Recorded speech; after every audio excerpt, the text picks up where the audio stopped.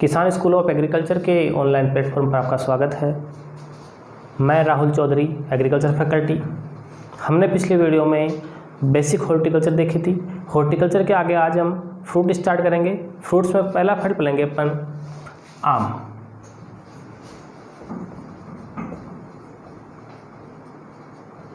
Mango. हमने देखा है, हमने सुना भी है, बचपन से सुनते हैं कि अपना पसंदीदा फल सभी का आम रहता है। इसके साथ ही भारत का राष्ट्रीय फल, भारत का राष्ट्रीय फल कहा जाता है आम को। भारत का राष्ट्रीय फल आम है। इसी के साथ आम का अपन दूसरा नाम देखते हैं तो आम को कहा जाता है बाथरूम फल।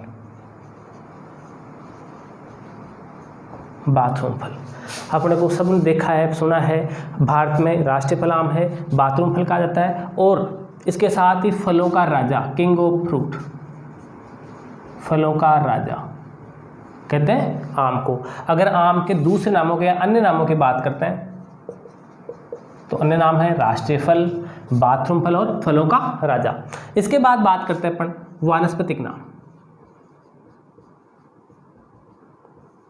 आम का वैज्ञानिक सभी को पता है,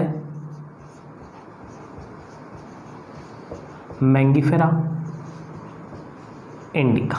वानस्पतिक नाम है मैंगीफेरा इंडिका। इसके बाद कुल की बात करें, आम का कुल है एनाकार्डियेसी।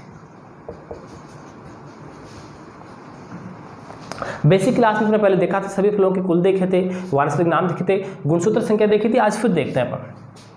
फिर बात करते हैं उत्पत्ति स्थान।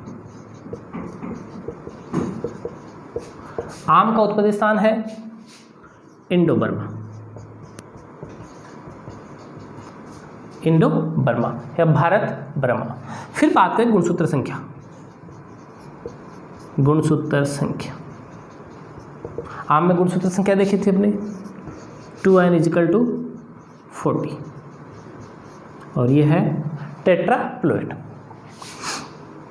इसके बाद बात करते हैं खाने योग्य भाग। आम में खाने योग्य भाग है मध्य फल भित्ति, मध्य फल भित्ति, अंग्रेजी में कहें तो मीजोकार्प। अगर जेट में पूछे गए प्रश्नों की बात करते हैं तो पीजोकार्प या खाने योग्य भाग पूछा गया था जेट 2019। फिलहाल जैसे पिछले एग्जाम पूछा गया था आम में खाया जाने वाला भाग। ऑप्शन में फर्स्ट था पेरिकार्प, सेकंड था मीजोकार्प, थर्ड था थैलेमस और फोर्थ था ज्यूसी रिसेप्टिकल। जैसा कि हमने पढ़ा है, आम में खाया जाने वाला भाग है मीजोकार्प। मीजोकार्प हमने पहले भी देखा था। मीजोकार्प कहते हैं कोई भी फल है जिसका बाह्य आवरण कहलाता है पेरिकार्प, मध्य वाला कहलाता है मीजोकार्प और अंदर गुठली वाला भाग कहलाता है एंडोकार्प। तो आम में खाया जाता है छिलके के अंदर वाला गुठली से पहले वाला भाग, तो क्या कहेंगे मीजोकार्प। आगे बात करते हैं फल प्रकार। आम में फल का प्रकार है ड्रूप या अस्टिल, गुठली जिसे अपन कहते हैं। फिर बात करते हैं परागण। आम में होता है परपरागण। परपरागण कहते हैं जो सौते परागण नहीं होता है, किसी दूसरे पर आधारित हो। तो परपरागण होता है घरेलू मक्खी द्वारा, घरेलू मक्खी। वैज्ञानिक नाम देखें मस्का डोमेस्टिका। या हम कह सकते हैं आम में परागण होता है परपरागण और किसके द्वारा होता है घरेलू मक्खी या कह सकते हैं कीट, एंटोमोफिलस।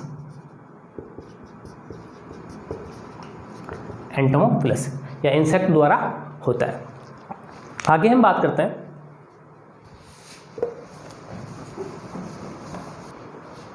नेक्स्ट हम बात करते हैं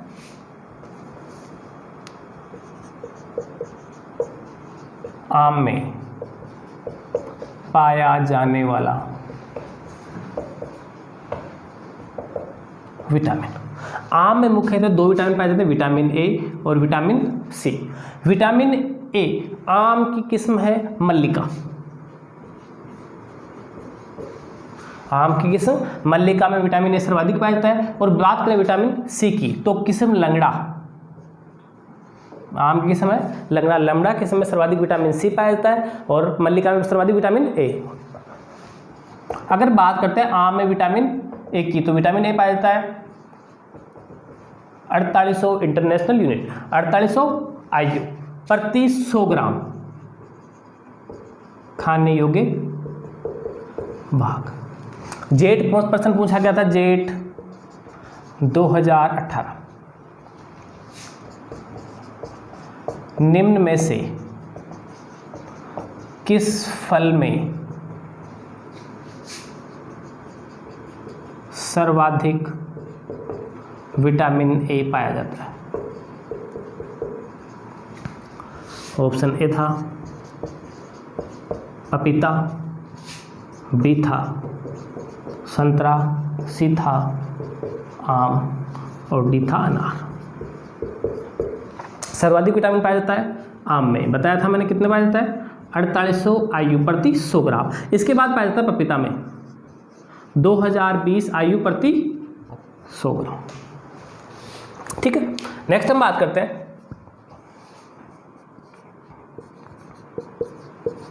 भारत की। भारत में सर्वाधिक आम उत्पादन। भारत में सर्वाधिक आम उत्पादन वाला राज्य है उत्तर प्रदेश। अगर हम बात करते हैं क्षेत्र की, सर्वाधिक आम का क्षेत्रफल कहाँ है? आंध्र प्रदेश। उत्पादन सर्वाधिक उत्तर प्रदेश में, क्षेत्र कहाँ है? आंध्र प्रदेश। अगर बात करते हैं विश्व में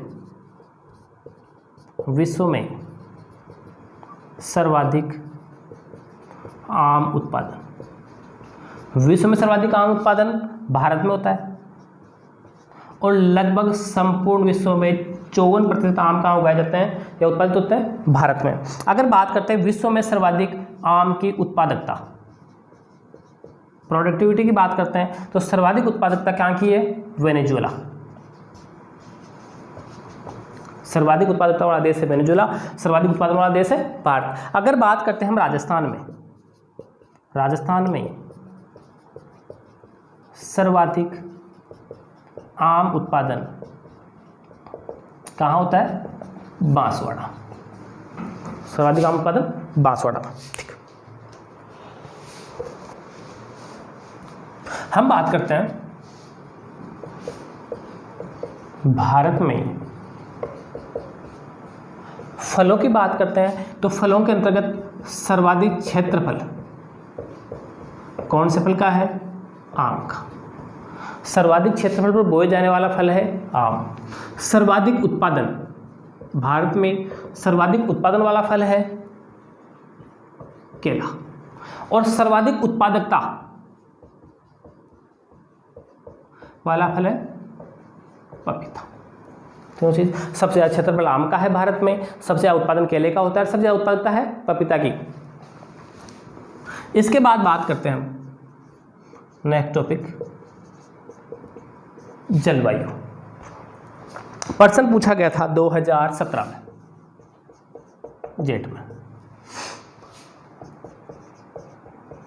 निम्न में से उष्ण जलवायु का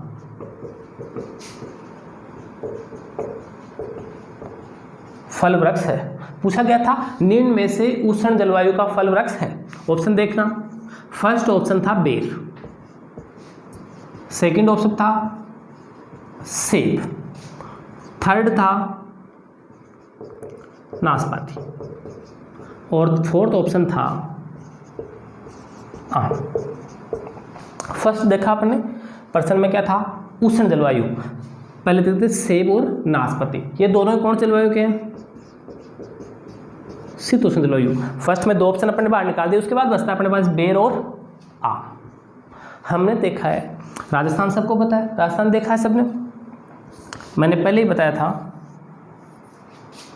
ग्लोब में या पृथ्वी पर अपनी स्थिति है उत्तरी पूर्वी गोलार्ध। कहाँ पर स्थित है? उत्तरी पूर्वी। अगर बात करते हैं अपन भूमध्य रेखा, भूमध्य रेखा से लेकर कर्क रेखा तक की जलवायु है उष्ण। जलवायु क्या है? उष्ण। आम सर्वाधिक कहाँ होते हैं? उत्तर प्रदेश और आंध्र प्रदेश, महाराष्ट्र। तो ये आते हैं कौन क्षेत्र में? उष्ण क्षेत्र के अंतर्गत। कौन क्षेत्र के अंतर्गत? उष्ण क्षेत्र। इसके अलावा राजस्थान का आता है डूंगरपुर और बांसवाड़ा। राजस्थान का कौन क्षेत्र? डूंगरपुर और बांसवाड़ा किसके अंतर्गत आता है? इस कर्क रेखा के नीचे। या अपन ने देखा होगा कि कर्क रेखा राजस्थान के कौन से जिले के मध्य से गुजरती है? बांसवाड़ा के। कौन से जिले के? बांसवाड़ा के मध्य से गुजरती है और डूंगरपुर को छू के गुजरती है। इसलिए आम कहाँ होता है? बांसवाड़ा पड़ा है। और ये किसके अंदर आता है? कर्क रेखा के नीचे। जलवायु कौन सी रहेगी? उष्ण। तो आम की जलवायु क्या है? उष्ण। अगर देखते अपन बेर, बेर आता है उपोष्ण जलवायु। ठीक है, 3 जलवायु शीतोष्ण, उष्ण और उपोष्ण। सेब, नाशपाती शीतोष्ण में आता है, बेर आता है उपोष्ण में, आम उष्ण जलवायु का।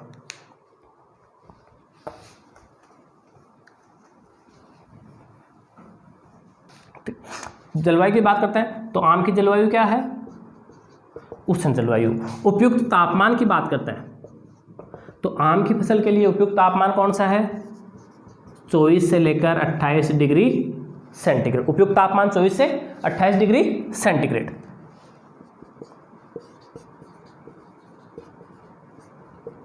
नेक्स्ट बात करते हैं प्रवर्धन, प्रोपोगेशन। पिछले वीडियो में देखा था अपन ने प्रवर्धन के बारे में बेसिक जानकारी ली थी। आज बात करते हैं आम में प्रवर्धन। आम में प्रवर्धन बीज व वानस्पतिक भाग, बीज व वानस्पतिक भाग दोनों द्वारा होता है। बीज की देखें तो बीज के रूप में आम में क्या पाई जाती है? गुठली या अपन कह सकते हैं अस्थिल, बीज कहते हैं। बीज द्वारा प्रवर्धन की बात करें तो बीज का जीवन काल होता है 30 दिन।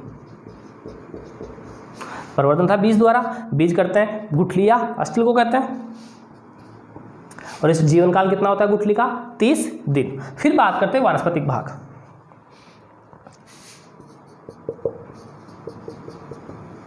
वानस्पतिक प्रवर्धन की विधियों में पर 3 विधियां काम में लेते हैं। पहली फेमस वीनियर ग्राफ्टिंग। कौन सी काम लेते हैं? Veneer grafting. ये काम में लेती है उत्तर भारत में। वीनियर ग्राफ्टिंग विधि काम लेते हैं उत्तर भारत में। दूसरी बात करते हैं इनार्चिंग। ये काम लेते हैं दक्षिणी भारत। और तीसरी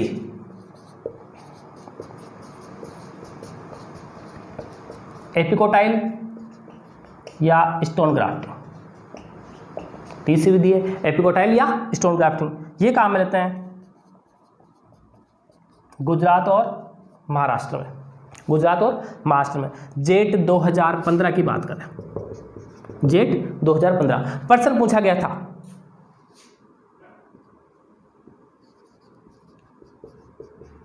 महाराष्ट्र के कोंकण क्षेत्र में प्रसिद्ध एपिकोटाइल ग्राफ्टिंग विधि प्रवर्धन के काम लेते हैं। प्रवर्धन के काम लेते हैं। महाराष्ट्र के कोंकण क्षेत्र में प्रसिद्ध एपिकोटाइल ग्राफ्टिंग विधि प्रवर्धन के काम में लेते हैं। ऑप्शन था केला, पपीता, आम और लीची। तो एपिकोटाइल विधि काम से करते हैं आम में। कहाँ की प्रसिद्ध है? महाराष्ट्र और गुजरात की। आगे हम बात करते हैं, इसके बाद बात करते हैं पौधरोपण। पौधरोपण आम में पौधों का रोपण हमेशा किया जाता है वर्षा ऋतु, वर्षा ऋतु। और भारत में वर्षा ऋतु रहती है जुलाई अगस्त। तो अपन कहेंगे आम का पौधरोपण क्या रहता है, जुलाई अगस्त। फिर बात करें गड्ढों का आकार। आम के पौधे लगाने के लिए वर्षा ऋतु से पूर्व या पौधे लगाने के 1 से 1.5 माह पूर्व गड्ढे खोद जाते हैं। गड्ढों का आकार रखा जाता है 1 इंटू 1 इंटू 1 मीटर। गड्ढों का आकार रखा जाता है 1 इंटू 1 इंटू 1 मीटर, और 1 मीटर में सेंटीमीटर होंगे 100 सेंटीमीटर। कितने सेंटीमीटर होंगे, 100 सेंटीमीटर। गड्ढों का आकार रखेंगे 100 सेंटीमीटर। नेक्स्ट बात करते हैं आर इंटू पी दूरी। आर का मतलब यहाँ रहेगा रो कतार से, और पी का रहेगा पौधे से। पौधे से पौधे की दूरी और कतार से कतार की दूरी रखी जाती है सामान्यतः 10 इंटू 10 मीटर। यह अपन कह सकते हैं आम में पौधे से पौधे की और कतार से कतार की दूरी रखी जाती है 10 मीटर। इस 10 मीटर के हिसाब से 1 हेक्टेयर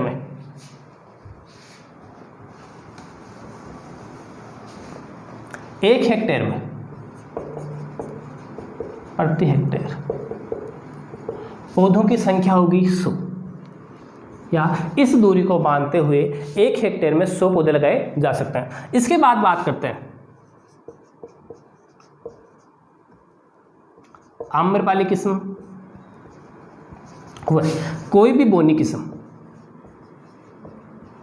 आम की बोनी किस्म या अपन मान सकते हैं आम्रपाली किस्म, इन किस्मों में दूरी रखी जाती है 2.5 इंटू 2.5 मीटर, और इस हिसाब से प्रति हेक्टेयर पौधों की संख्या होगी 1600 पौधे, 1600 पौधे। अगर बात करते हैं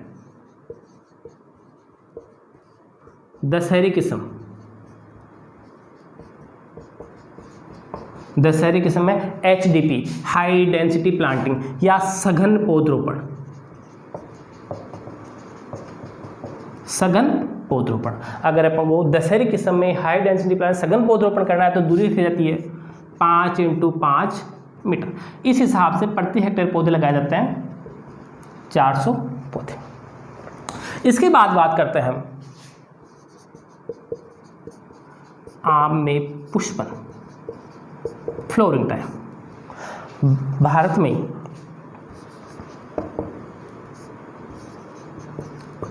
दक्षिण भारत और उत्तरी भारत,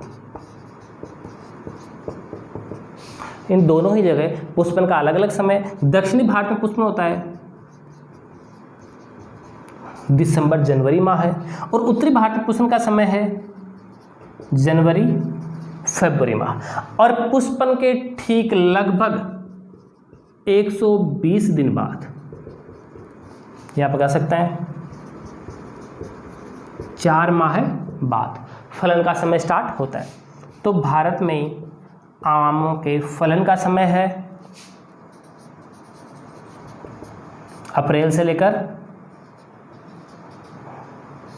जुलाई तक। फलन का समय है अप्रैल से लेकर जुलाई। पुष्पन का समय रहेगा दक्षिण भारत में दिसंबर जनवरी तक महीना, और उत्तरी भारत में जनवरी फरवरी माह है।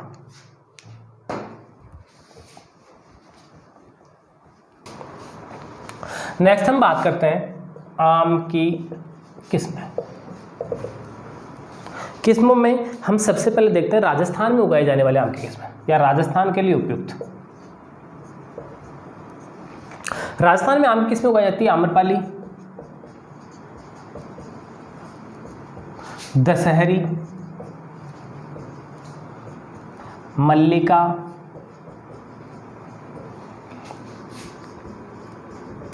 लंगड़ा और चौसा। राजस्थान के लिए फेमस किस्में हैं आम्रपाली, दशहरी, मल्लिका, लंगड़ा और चौसा। इसके बाद बात करते हैं अन्य महत्वपूर्ण किस्मों की।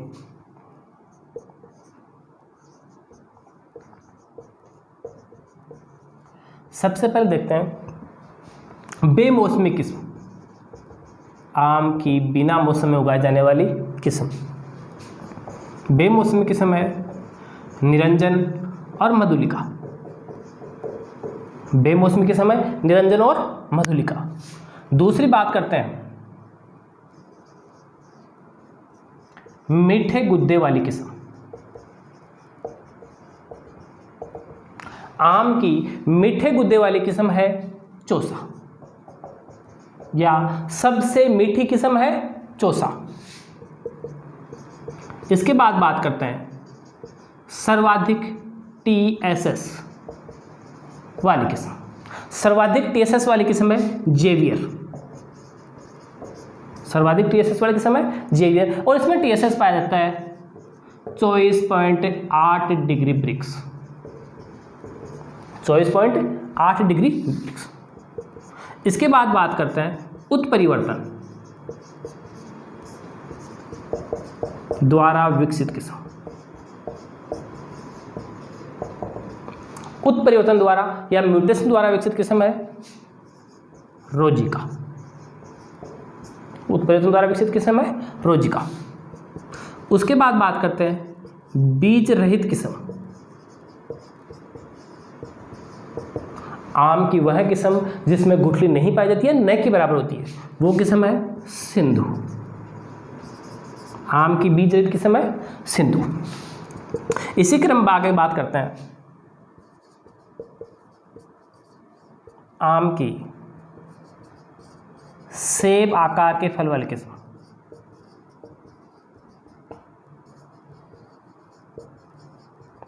वह किस्म जिसके फलों का आकार होता है सेब के समान, वह किस्म है रुमानी। हमने देखा बेमौसमी किस्म है निरंजन और मधुलिका। मीठे गुद्दे वाली किस्म है चौसा। सर्वाधिक TSS पाया जाता है जेवियर में 24.8 डिग्री ब्रिक्स। उत्परिवर्तन म्यूटेशन द्वारा किस्म कौन सी तैयार की गई? रोजिका। बीज रहित किस्म है सिंधु, और आम की सेब आकार के फल वाली किस्म है रुमानी। इसके बाद सबसे महत्वपूर्ण किस्म या आम की श्रेष्ठ किस्म अल्फांजो। आम की श्रेष्ठ किस्म क्या है? अल्फांजो। इसके बारे में आगे देखते हैं। तो इसमें सर्वाधिक समस्या पाई जाती है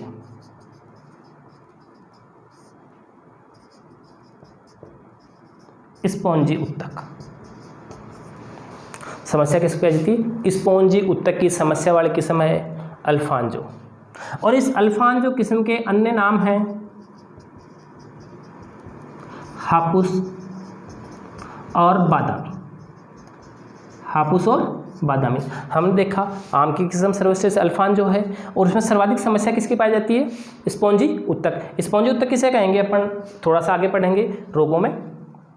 अन्य नाम है इसका हापुस और बादामी। इसी क्रम में आगे देखते हैं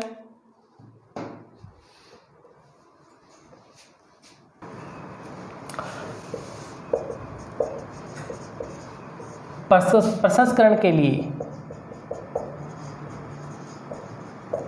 उपयुक्त किस्म। प्रसंस्करण के लिए उपयुक्त किस्म है केसर। इसके बाद बात करते हैं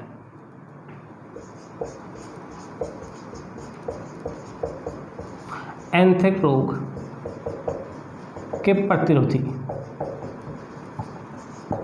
किस्म कौन सी है? एडवर्ड। प्रसंस्करण के लिए उपयुक्त किस्म केसर है। एंथ्रेक्नोज के रोग में एडवर्ड। इसके बाद बात करते हैं आम की नई किस्म की।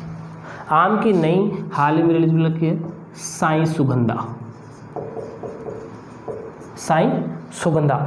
इसी के बाद हम देखते हैं अगर पूछा जाता है अगेती किस्म। आम की अगेती किस्में, मध्यम किस्में और पछेती किस्में। तो मैं आपको बता दूं राजस्थान में जितनी भी आम की लगभग किस्में उगाई जाती है वो है मध्यम किस्में। बुआई के आधार पर कौन सी है? मध्यम। अगेती किस्मों की बात करें तो अगेती किस्म है केसर,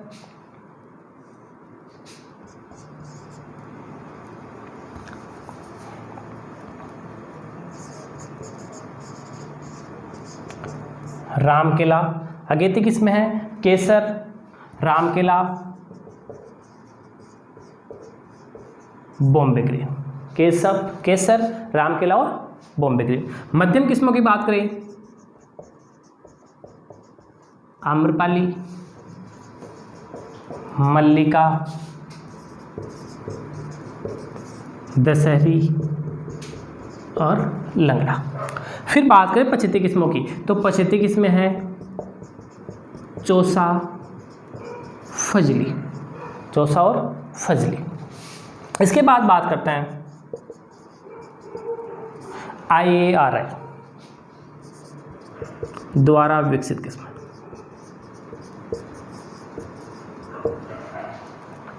जेट में एक बार प्रश्न पूछा गया था, आम की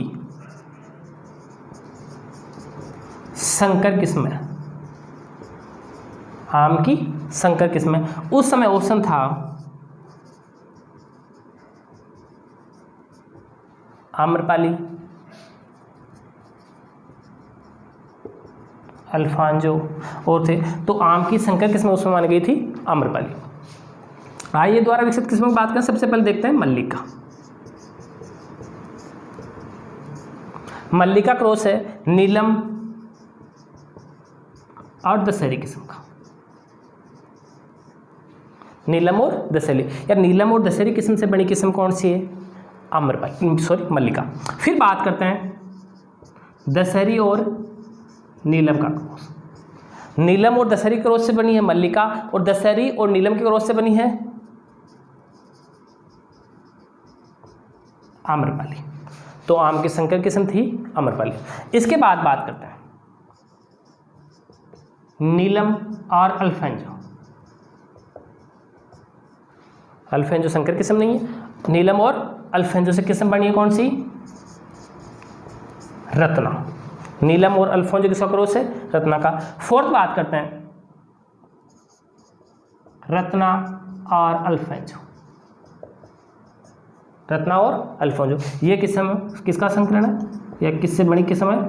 सिंधु। जेट में प्रश्न पूछा गया था 2019 में लगभग, निम्न में से आम की बीज रहित किस्म का संकरण है। आम की बीज रहित किस्म का संकरण है। ऑप्शन में चारों थे, तो आम की बीज रहित किस्म का संकरण कौन सा है? रत्ना और अल्फांजो। इसी के बाद हम बात करते हैं इसी के साथ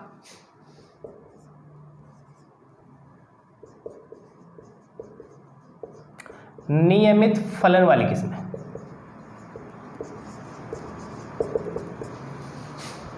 आम की वह किस्में जो नियमित रूप से फल देती है। नियमित फलन वाली किस्म कौन सी है? मल्लिका,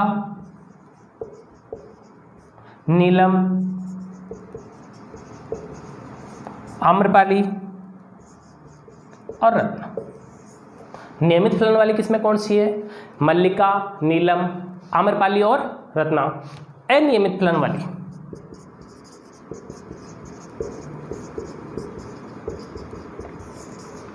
अनियमित फलन किसे कहेंगे? आम में एक वर्ष फल आना, एक वर्ष फलों का आना और दूसरे वर्ष फलों का कम आना या नहीं आना, क्या कहलाता है? अनियमित फलन। बाकी जो भी लगभग किस्में है वो क्या है? अनियमित फलन वाली किस्में। प्रश्न पूछा गया था एक बार जेट में, निम्न में से किस फल में एकांतर फलन, निम्न में से किस फल में एकांतर फलन, एकांतर फलन किसे कहेंगे? एक साल फलों का आना और फिर दूसरे साल फलों का नहीं आना या बहुत कम आना कहलाता है एकांतर फलन। एकांतर फलन की समस्या पाई जाती है, तो एकांतर फलन की समस्या किसमें पाई जाती है? आम में। इसके बाद देखते हैं नेक्स्ट हम बात करते हैं आम के प्रमुख कीट। आम में कीट लगते हैं, पहले कीट की बात करते हैं तो मिलीबग। मिलीबग पहला कीट है आम का, मिलीबग। वैज्ञानिक नाम है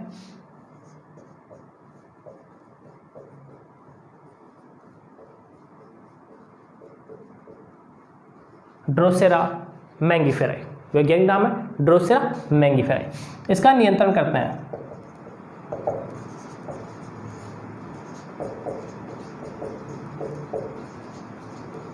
इमिडाक्लोप्रिड। दूसरे कीट की बात करते हैं फल मक्खी, वैज्ञानिक नाम है बैक्ट्रोसेरा डोर्सेलिस। फर्स्ट कीट की बात करें मिलीबग, फेमस कीट है ड्रोसेरा मैंगीफेराई। दूसरा है फल मक्खी बैक्ट्रोसेरा डोर्सेलिस। तीसरी बात करते हैं आम का फुदका, आम का फुदका, वैज्ञानिक नाम है हेमेरिडोटस अटकिंसोनी। और इसका नियंत्रण करते हैं डाइमिथोएट, डाइमिथोएट 0.2% का छिड़काव किया जाता है डाइमिथोएट। और डाइमिथोएट का ट्रेड नेम या व्यापारिक नाम है रोगार, व्यापारिक नाम है रोगार। इसके बाद प्रमुख रोग, रोगों की बात करें तो पहला रोग है चूर्णी फफूंद। चूर्णी फफूंद रोग कवक द्वारा होता है। किसके द्वारा फैलता है? कवक द्वारा। और कवक का नाम है ऑडियम मैंगीफेरी। अब चूर्णी फफूंद रोग किसे कहते हैं? आम में पुष्पक्रम पत्तियों व टहनियों पर, पुष्पक्रम पत्तियों और टहनियों पर सफेद चूर्ण का जमा होना कौन सा रोग का संकेत है? चूर्णी फफूंद। और चूर्णी फफूंद रोग का नियंत्रण करते हैं गंधक और केराथिन। चूर्णी फफूंद रोग पुष्पक्रम पत्तियों और टहनियों पर सफेद रंग का चूर्ण जमा होना और नियंत्रण करते हैं गंधक और केराथिन से। दूसरे रोग की बात करते हैं एंथ्रेक्नोज। इसका दूसरा नाम है शामवर्ण या काला धब्बा होना। यह भी कवक द्वारा होता है। कवक का नाम है कोलेडोट्राइकम स्पीसीज। कोलेडोट्राइकम स्पीसीज नामक कवक द्वारा होता है। इस रोग में पत्तियों पर भूरे व काले रंग के, भूरे व काले रंग के फपोलेदार, भूरे व काले रंग के फपोलेदार धब्बे बन जाते हैं। वो रोग कौन सा रहेगा? एंथ्रेक्नोज। और इसका नियंत्रण करते हैं कॉपर ऑक्सीक्लोराइड, कॉपर ऑक्सीक्लोराइड, या अपन कह सकते हैं इसका नियंत्रण करता है मैनकोजेब। दो रसायन काम होते हैं कॉपर ऑक्सीक्लोराइड और मैनकोजेब। इसके बाद बात करते हैं, नेक्स्ट बात करते हैं आम में कार्य की विकार, फिजिकल डिसऑर्डर। आम में न तो कीट होगा और न ही रोग, इसके अलावा कोई आम में विकार उत्पन्न होता है, उसे कहेंगे फिजिकल डिसऑर्डर। पहला है मैंगो मालफॉर्मेशन, मैंगो मालफॉर्मेशन। इसका दूसरा नाम है शीर्ष गुच्छ रोग, शीर्ष गुच्छ रोग, या आप कह सकते हैं पुष्प शीर्ष विकृति। शीर्ष गुच्छ रोग, पुष्प शीर्ष विकृति, या अपन कहते हैं गुच्छा मुच्छा रोग, गुच्छा मुच्छा रोग। इस रोग में आम के पुष्प व पत्तियां, इस रोग में आम के पुष्प व पत्तियां गुच्छों में रूपांतरित हो जाते हैं। इस रोग में आम के पुष्प व पत्तियां गुच्छों में रूपांतरित हो जाते हैं। फिजिकल कार्य के विकार है स्पॉन्जी उत्तक। स्पॉन्जी उत्तक किसे कहेंगे? उष्ण क्षेत्रों में भूमि के ताप संवहन से या उष्ण क्षेत्रों में भूमि के अधिक ताप संवहन से फलों में उपस्थित एमाइलेज एंजाइम अक्रिय हो जाता है।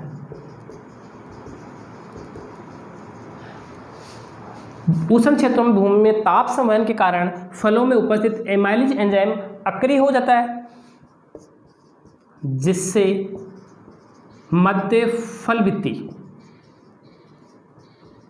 के उत्तकों में हवा भर जाती है। मध्य फल भित्ति के उत्तकों में हवा भर जाती है और फल गल जाता है। यहाँ पर सिद्धांत से कहेंगे उष्ण क्षेत्रों में अधिक ताप के कारण एमाइलेज एंजाइम अक्रिय हो जाता है और ये कार्य होता है मध्य फल भित्ति में, और मध्य फल भित्ति में उत्तकों के स्थान पर या उत्तकों में क्या बढ़ जाती है? गैस बढ़ जाती है, हवा बढ़ जाती है और फल गल जाते हैं। इसके नियंत्रण के लिए कैल्शियम क्लोराइड का स्प्रे करते हैं, या अपन इन क्षेत्रों में आम के फलों के लगभग 75% पक जाने पर तुड़ाई कर लेते हैं। तीसरी बात करते हैं हम ब्लैक टिप। इसी का नाम है काला सिरा। यह विकार पाया जाता है आम के बगीचे जब किसी ईंट के भट्टे के 600 मीटर के दायरे में या ईंट के भट्टों के 600 मीटर के आसपास क्षेत्र में आम का बगीचा होगा, तो वहां SO2 व CO सल्फर डाइऑक्साइड या कार्बन मोनोऑक्साइड, सल्फर डाइऑक्साइड या कार्बन मोनोऑक्साइड गैस की उपस्थिति के कारण यह रोग उत्पन्न होता है। और इसके नियंत्रण के लिए बोरेक्स 1% का स्प्रे किया जाता है। धन्यवाद।